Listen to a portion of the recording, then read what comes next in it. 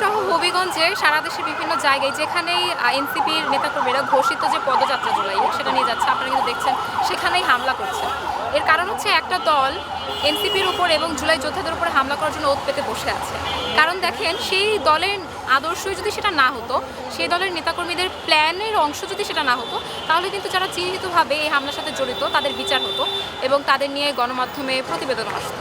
কিন্তু যারা সরাসরি চিহ্নিতভাবে হামলা করেছে, আপনারা দেখেছেন যে একটা হামলায় এনসিপির এক 18 বছরের কিশোরকে রড দিয়ে পিটিয়ে চোখ উপড়ে ফেলা হয়েছে।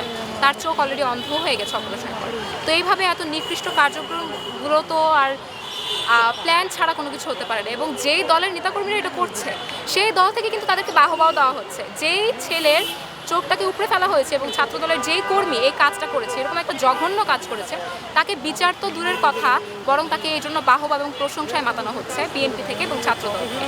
তাই আমরা মনে করি এটা একটা প্ল্যানের অংশ, যে জুলাই যোদ্ধারা তাদের শত্রুতে পরিণত হয়েছে। এবং বাংলাদেশে ন্যায়ের পক্ষে যারা কথা বলে, যারা দালালি করে না, যারা কারোর পা চাটে না, তারা এই সরকারেরও ঘোর শত্রুতে পরিণত হয়েছে। যার কারণে তারা যেখানেই তাদের আন্দোলন বা কর্মসূচি নিয়ে যাচ্ছে, তাদের উপরে হামলার একটা চক্রান্ত চলছে। আমরা অবশ্যই স্বাধীন বাংলাদেশে এত রক্ত ঝরানোর পরেও সেই একই ফ্যাসিস্ট কায়দায় বাংলাদেশ বাস্তবায়ন হোক, পরিচালনা হোক, সেটা কখনোই চাই। কিন্তু আমার মনে হয় যে যারা সরকারে বসেছে, তারা বাংলাদেশকে পরিচালনা এবং সংস্কার করার জন্য বসেনি, বরং বিগত 17 বছরে যে ফ্যাসিস্ট এই চেয়ারটাকে দখল করেছিল, সেই ফ্যাসিস্টের চলে যাওয়ার পর তার জায়গার হালটা সে ধরেছে, এমনই মনে হচ্ছে। কারণ 17 বছরে যারা প্রকাশ্যে বাংলাদেশের জনগণের উপরে গুমখুনের রাজনীতি করত, এখনও কিন্তু দিবালোকে বাংলাদেশের জনগণের উপরে সেই একই কায়দায় রাজনীতি চলছে।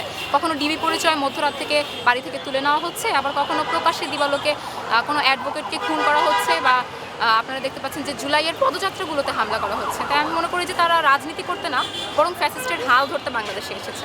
এবং এরকম রাজনৈতিক ধারাবাহিকতায় যদি চলতে থাকে, তাহলে তারেক রহমান কতদিন টিকতে পারবে, এটা আসলে আমরা তো যে কারো বিষয়ে যে কেউ চক্রান্ত করে দিতে পারে। কিন্তু সবথেকে বড় বিষয় হচ্ছে যে অযৌক্তিকভাবে এনসিপি নেতাকর্মীদের উপরে মামলা দিল, সেগুলো তারা গ্রহণ করলো। কিন্তু যখন সরাসরি হামলা হচ্ছে, সেখানে হবিগঞ্জে যে সিলেটে যে তাদের নেতাকর্মীদেরকে অনশন করা লাগছে, বসে থাকা লাগছে, সমাবেশ করা লাগছে, কিন্তু তাদের এই মামলা কেউ নিচ্ছে না। তাদের এই মামলা সরকার থেকে নিচ্ছে না, পুলিশ প্রশাসন নিচ্ছে না। এটা হচ্ছে একটা চক্রান্ত এবং ফ্যাসিস্ট একটা কাঠামো, যেই কাঠামোর সাথে সরাসরি তারেক রহমান নিজে জড়িত। কারণ তার উপরে কোনো প্রেশার নেই, এমনকি আপনারা দেখেছেন যে রাষ্ট্রপতিও পদত্যাগ করেছেন।